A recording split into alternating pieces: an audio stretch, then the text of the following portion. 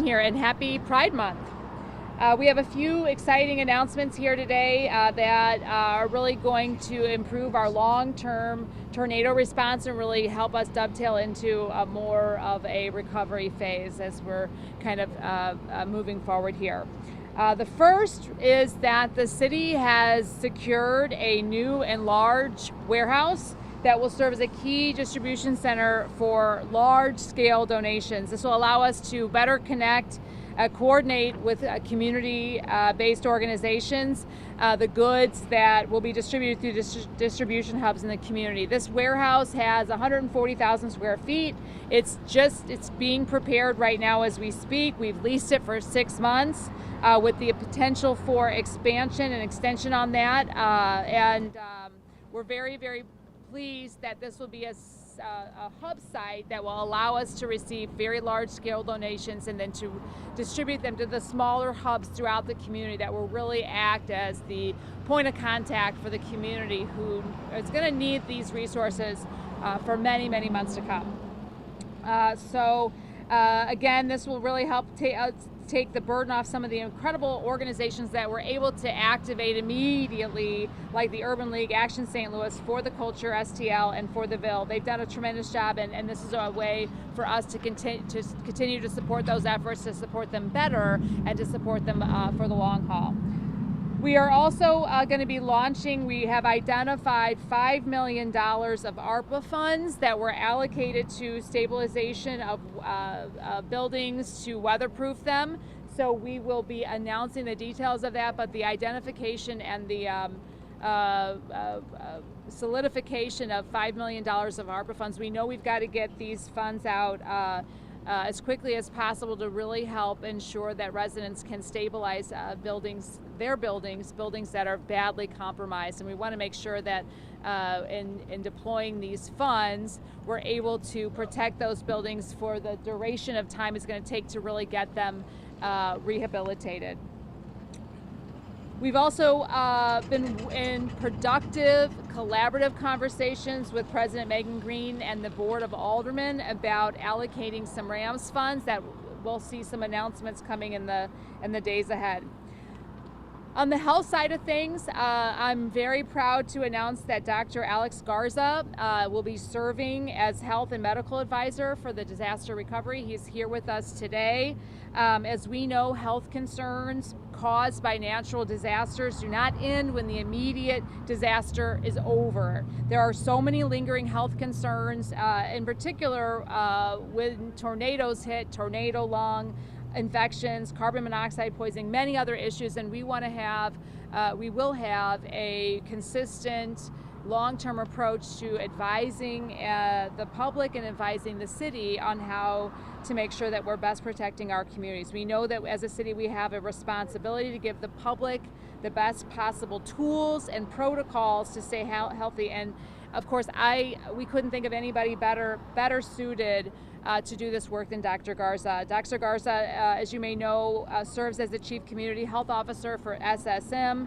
He organized SSM's response to the COVID-19 pandemic and served as the Incident Commander for SLMPD Pandemic Task Force. You may not also know this, he was a colonel with 20 years of service with the U.S. Army Reserves and is a veteran of the Operation Iraq Freedom and Enduring Freedom. So this is a beginning of a long conversation with Dr. Garza. The work is just beginning here, but I want to make sure that the community, the public is aware that this work is beginning right now on the health side of things. We've been in discussions with our own health department and many members of the state, but formalizing this with the leadership of Dr. Garza is an important step here. The debris collection sites that we announced last week, I want to thank the National Guard for organizing those and really keeping those moving, and St. Louis Public Schools for agreeing to host those. They've been very successful.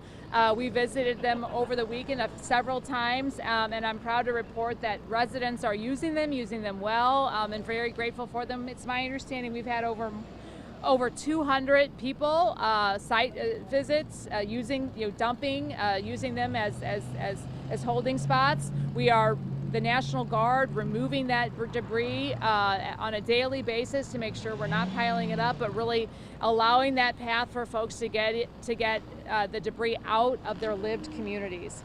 These sites will remain open until June 10th. And lastly, I just want to mention and reiterate that we're keeping the curfew in place. We know there's been a few handful of incidents of looting, and we want to make sure that we're best protecting residents and their possessions, which are incredibly vulnerable in the aftermath of their tornado. Chief, did you have? I don't think you had. No, just for questions. Okay. That really is where we are with announcements today. So we'll take some questions.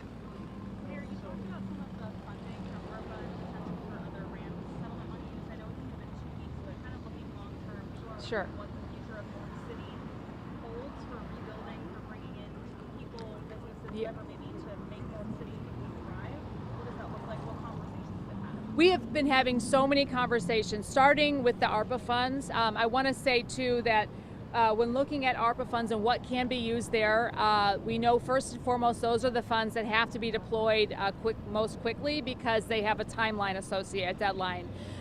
We also know that we've obligated all those funds at the end of last year, so making sure that we are in full compliance and not changing any of the allocations, but rather working within those to ensure that we are targeting here the folks that are impacted by the tornado is really the goal. And there have been some legal challenges, which is why it's taken us a little bit of time to make sure we are getting those done right. But we have not only identified those $5 million, there'll be other pots of money that we have identified that we'll be discussing in the days ahead. When it comes to RAMS funds, you'll see, I believe, a proposal this week going through the Board of Aldermen that should get us through the summer. But this is a very, very long recovery process, and we want to be very thoughtful and deliberative in how we deploy the funds that are going to be required. You may also know that in declaring the emergency situation Friday night on May 16th, the night of the tornado, we did unlock city funding through department staffing, which was really phenomenal to get our roads and our alleys cleared with the help of volunteers and other folks who were instrumental in getting those things done. I'll also point out that the volunteer capacity, not only in serving the community directly at those spots I mentioned earlier, O'Fallon, For the Ville, and the Urban League, but the contractors that were mobilized over the last 2 weeks, pushing and hauling enormous amounts of large debris, has been enormously helpful in getting the initial phase of the response underway. But we will have more pots coming online as we work through the legal challenges, the legal questions about making sure that we are targeting funds from those available pots. Community members we've talked to just commented on the fact that this is happening in communities where there's already been disinvestment in them, and they're concerned that moving forward, the same thing's going to happen again. So Sure. I'm wondering what investments are going to be made into North City. Right. So that's right now we are focused on the response, and we're moving into the recovery, and that's why you're seeing some of the immediate needs being stabilizing buildings.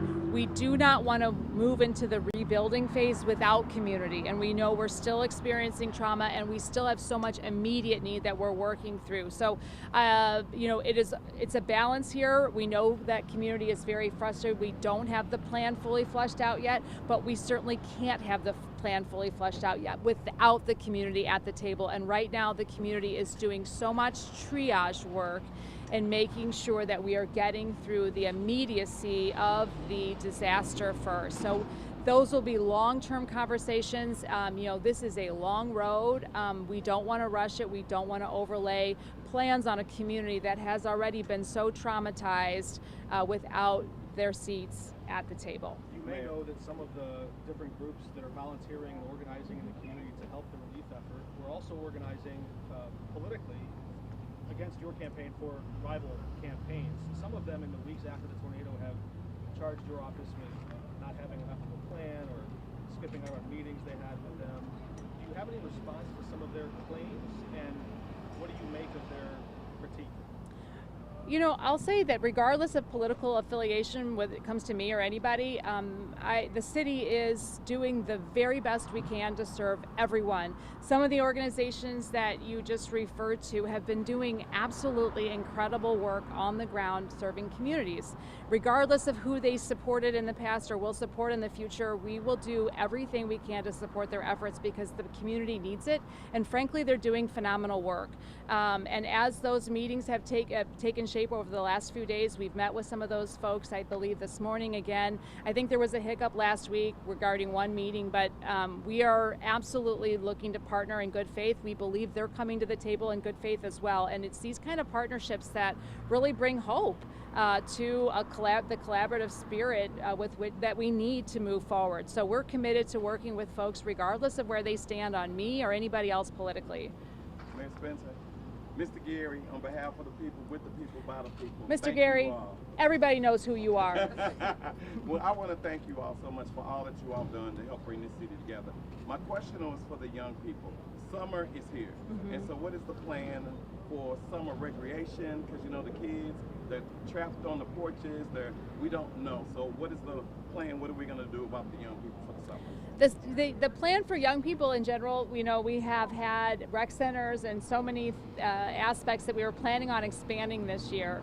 Unfortunately, some of that has been halted. I know, we even pushed back the reopening of the outdoor pools, which was truly heartbreaking. But we wanted to make sure that our parks department and many of the departments that were so instrumental in getting the initial cleanup work were really focused on that initial work. So as we move through the summer, it's top of mind, especially in community meetings. This is a top priority for community members.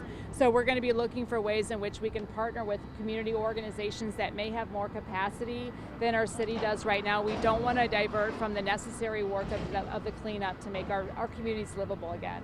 Thank you. We share the budget committee, and this morning, I don't know if you saw the sheriff's testimony before the committee you used to chair the budget committee. Do you have any response to his letter threatening to cut off transportation, or his 180 backing away from that threat today?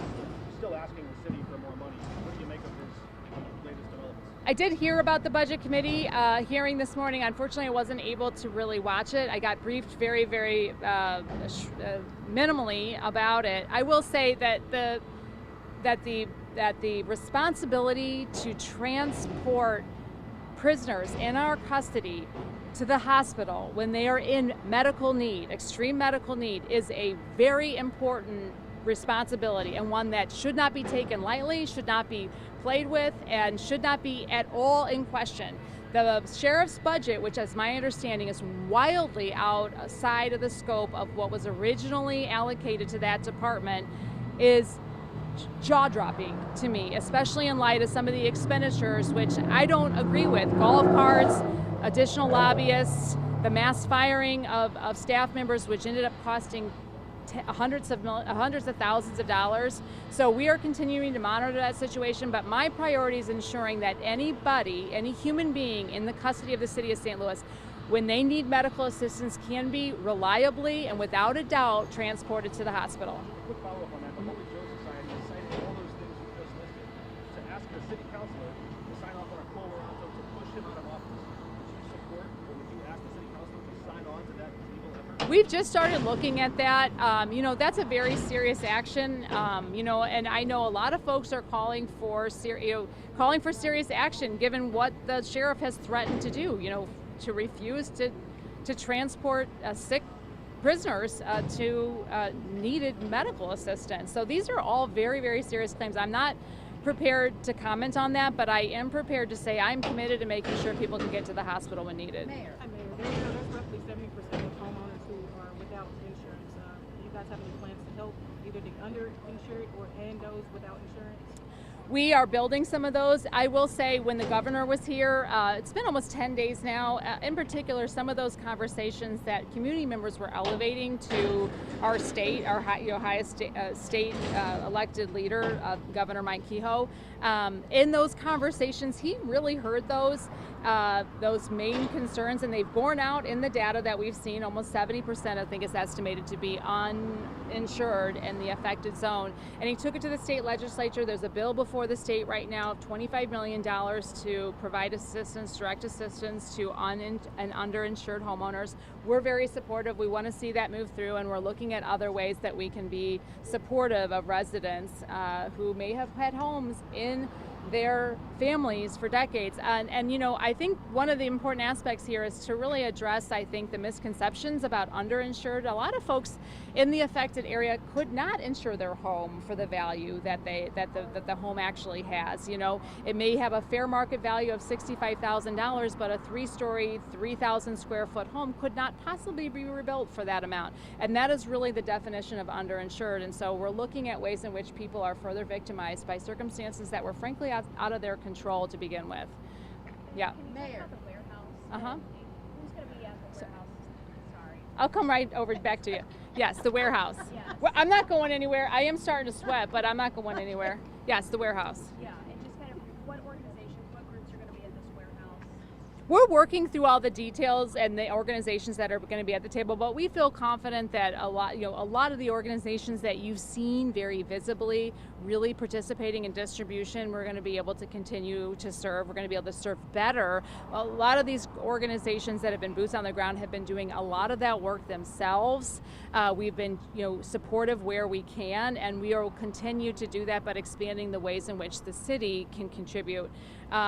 Pulling in resources from large contributors that have already been working with us that are ready to do more. We just need some of the logistical support, the warehouse, to really house that and redeploy through the community. So I don't want to state names. We don't have those MOUs all ironed out, but I think, if you're paying attention to who's boots on the ground and really doing the work, we are looking to partner with all those organizations moving forward. Mayor, Yes. the tornado response fund. Yes. Can you tell us how that's going, and also who's overseeing that, and how does it determine who gets what?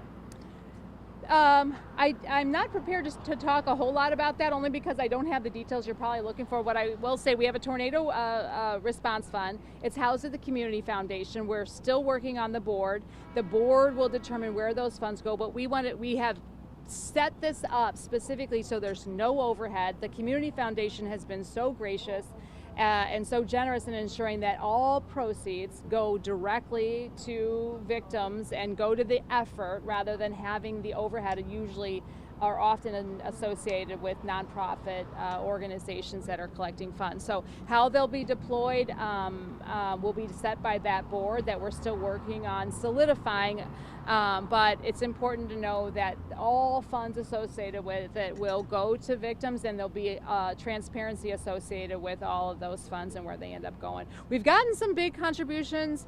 I want to say, I don't want to get it wrong, but hundreds of thousands of dollars at this point. We're very, very grateful for those big corporate donations, and we'll be continuing to pull those in the days and weeks ahead.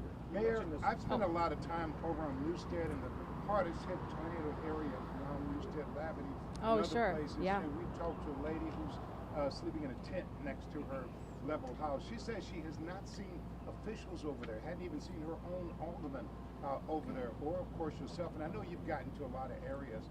Do you plan to maybe spend some time over there on Newstead, around Labadee and whatnot, to try to talk to those people? They want to know what's going on, when is help going to come? Yeah, I'm sorry I didn't run into this particular person.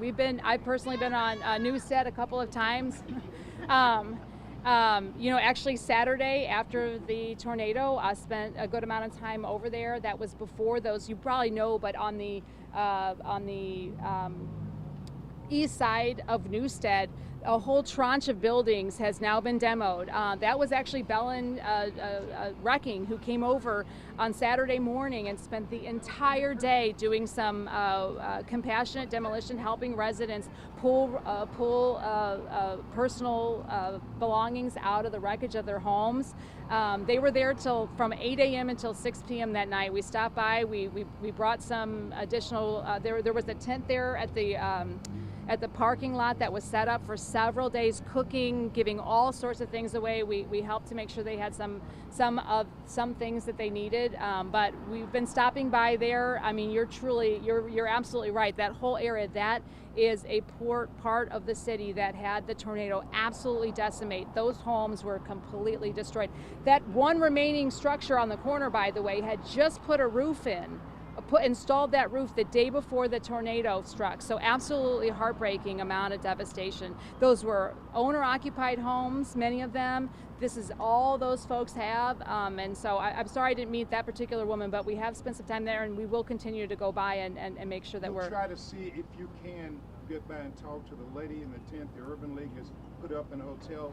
Some of the chief's police women have gone by and taken her some stuff to survive. The EMS crew, Chief Jiggerson's not here, but you're going to try to get by and maybe talk to this lady. She just wants information, Sure. just wants to talk. No, absolutely. We have been by, like I said, I've been personally by that street a few times, but it certainly is one of the hardest hit part of our city. You mentioned the governor's special session and the potential for tornado relief. What would it say about the state of Missouri's priorities if the Chiefs and Royals got $1 billion in tax breaks and St. Louis got 25 million? Is that enough? Well, it is a starting point. The governor, I've talked about that. And look, the state of Missouri right now, so far has been a partner.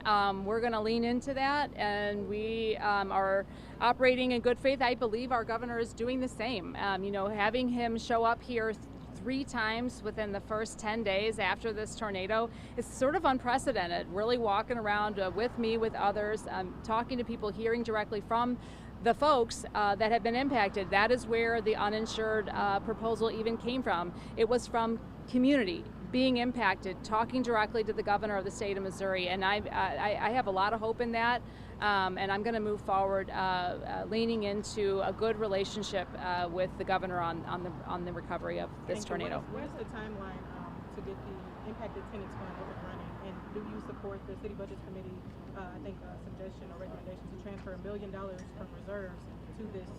I haven't seen that proposal. We were trying to figure out what the proposals from the budget committee were, so I'm not prepared to comment on it. However, the impacted tenants fund that we put in place well over a year ago hasn't been used yet. Shockingly so. I am absolutely in favor, and we are in favor of activating those funds immediately. We worked over the weekend. My team was in the office all day Saturday and Sunday working through some of the legal challenges of all these funds. We'll continue to pull those basic all-nighters until we can work through all the details, but we're also looking for some other ways to shore up that fund. We are also looking at ways to provide a deposit assistance for folks who need to relocate, the renters in the community. So there's a whole host of things that we're looking to sort of deploy in the coming days to make sure that folks have what they need to stay within community, making sure that we're prioritizing keeping people in St. Louis. We know that that there are other options outside of St. Louis, but we don't want to further traumatize people, but we do want to make sure that we are keeping our residents, when we can, here in the city limits.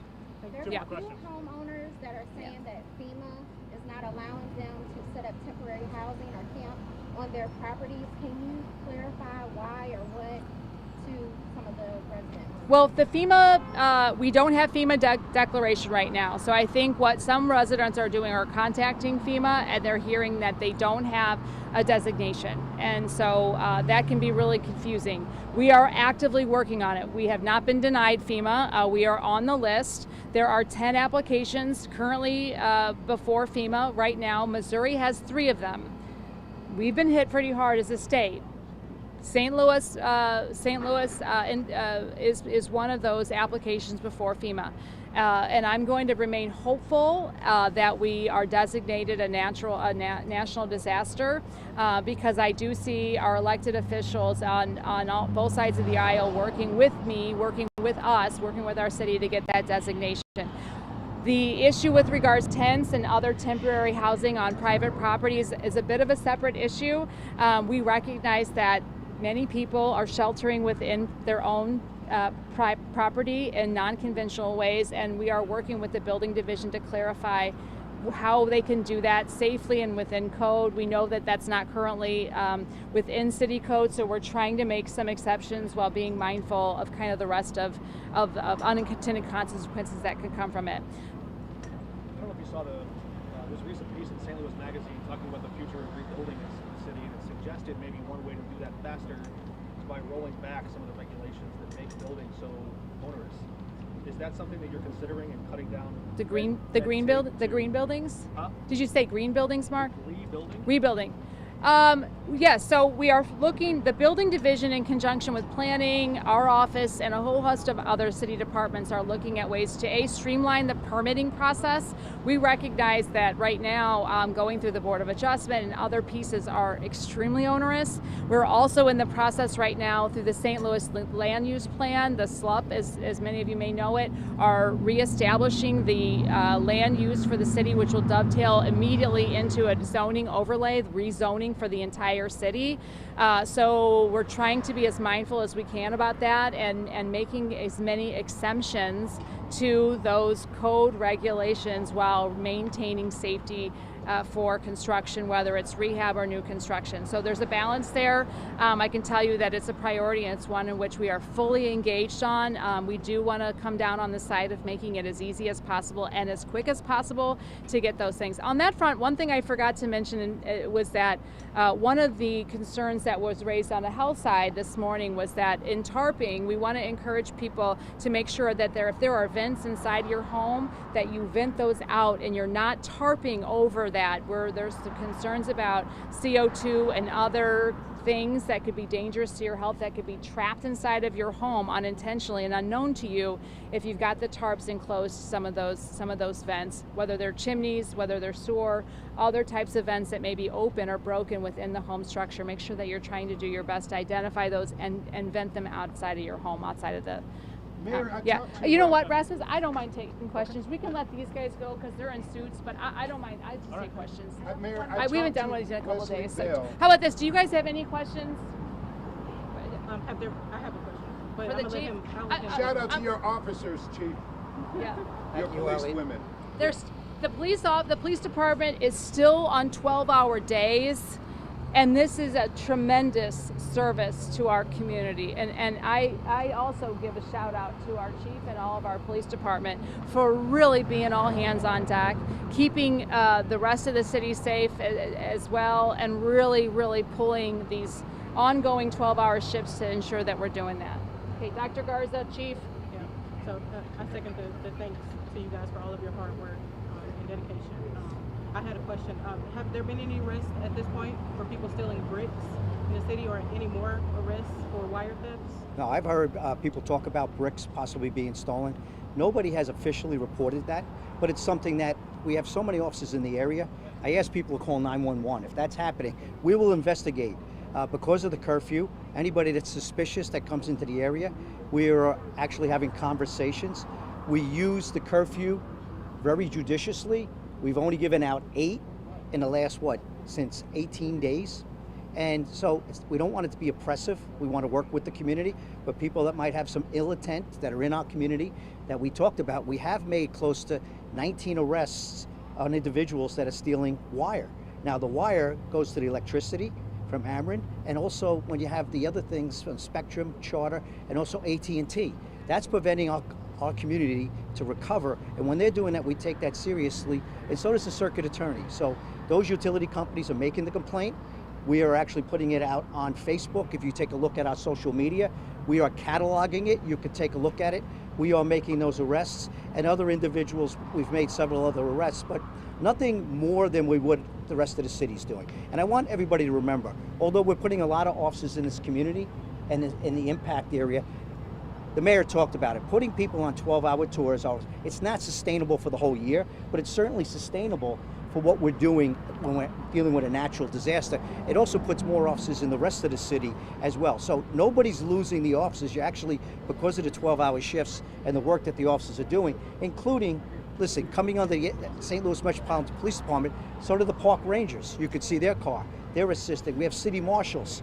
They actually have been assisting in a lot of our areas. So I want to thank a lot of, not just SLMPD, but all city services and the mayor's leadership.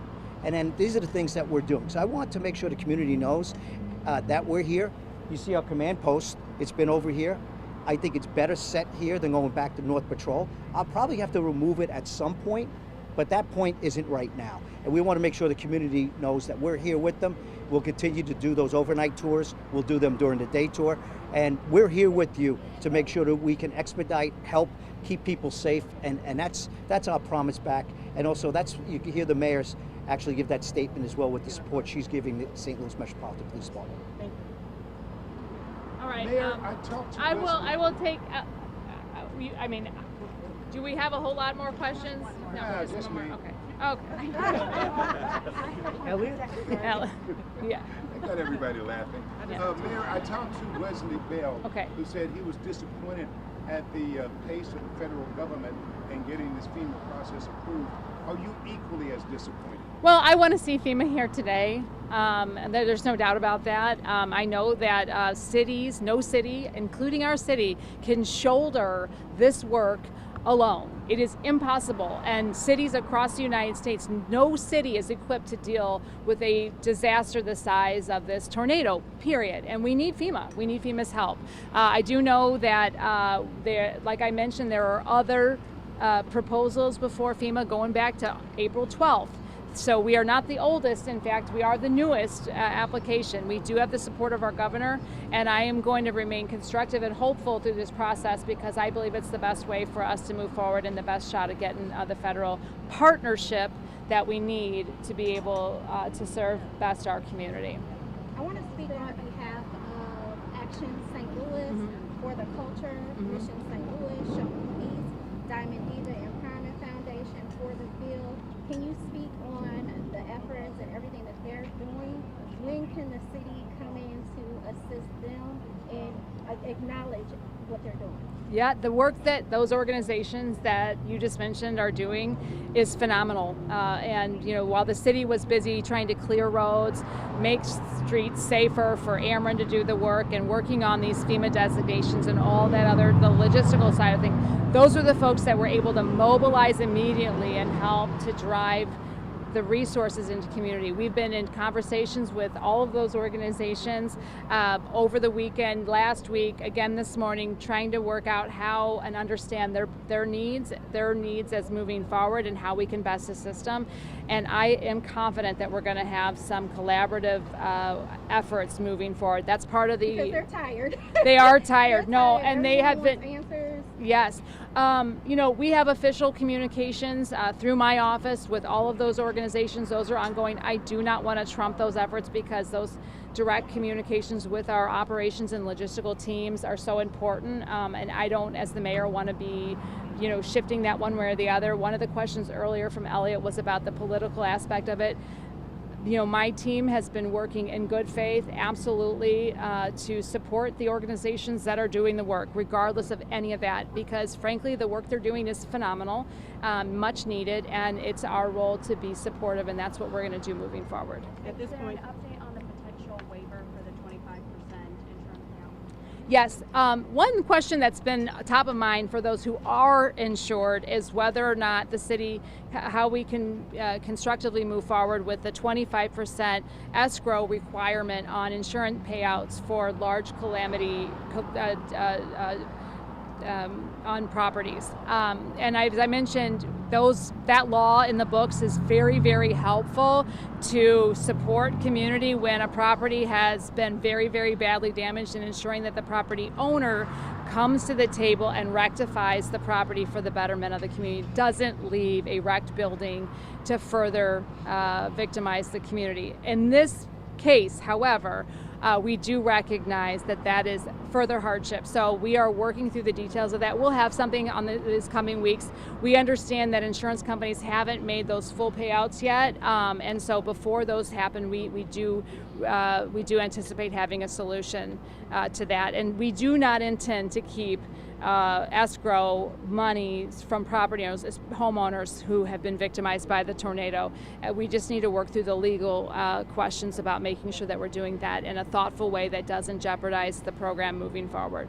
At Mayor. this point, do you guys have any idea of how many people have been displaced? And as a subhead to that, any idea how many children have been displaced? It's something we are actively working on. It's very, very difficult to get to the bottom of. We do know that the number of buildings impacted has grown. We're looking at over 10,000 properties. And despite what people think about North St. Louis, these were largely there's a lot of owner occupied. There's a lot of folks who live in these homes. While there was some vacancy, it is not the lion's share of what we're dealing with. These are people being displaced. Quantifying how many is something that's going to take us time, especially to do it very, very thoughtfully. But we are actively working on that. We have some FEMA compliant applications that we're trying to make sure that all the organizations above are working with, so we're not having to go to community multiple times. We want to be doing the data collection in a way that can dovetail directly into direct assistance when and if it's possible to do that. And so streamlining that, coordinating with all the nonprofits on the ground with those trusted relationships is critical to doing those assessments properly and to get that information in the most efficient way that can be, to deploy resources as best we can. Mayor. Yes. One thing your people hate is when they dress up for an event and they don't get to say, get up here, sir. Oh, Come no, on. well, Dr. Garza is just coming on board, so Okay. rather than putting him in the limelight today, All right. we want to recognize his service here. We'll be We working. just don't want him to waste that suit. He looks great. It is not wasted. Okay, anybody else? I have one more. Yes. Do you guys, does the city anticipate needing to ask for state or federal help in setting up a fund to help abate damaged homes with exposed asbestos? We are looking at all options. We've explored some of that. We will continue to. That is not off the table. In fact, we're working through all sorts of ways, vehicles in which the state and federal government, through tax abatements, incentives, all sorts of programs might be able to help us leverage existing pots of money. We're going to be, having some announcements later this week on small business assistance and things of that nature, working with the state. And so I'm just, this is just the beginning of some of the programs that we've been working through over the last couple of weeks and over the weekend to try to deploy, and there'll be more to come. And this is just a small question, but are you guys measuring how much debris you guys are collecting and picking There up? is so much debris. I have to say, it's a mountain, what we've already collected so far. It is truly impressive. And I don't have the measurements right now, but that's required for FEMA. And so we are doing that work. We just don't have any numbers to report for you right now, but it is just heartbreaking to see the amount of building debris that has already been removed from our communities. And the tree debris, our tree canopy has just been decimated. Yeah. Thanks, guys. Mayor, Yeah. what about, and I'm sorry, I can't hear all the questions. The property taxes? Yeah. The properties, what's going on with that one? Some freeze on it? We did pass a measure through the Board of Aldermen, and we've got some executive orders on the property tax. We haven't finished all that work, so more to come on the property taxes. Okay, thanks, guys. Thank you. Thank you.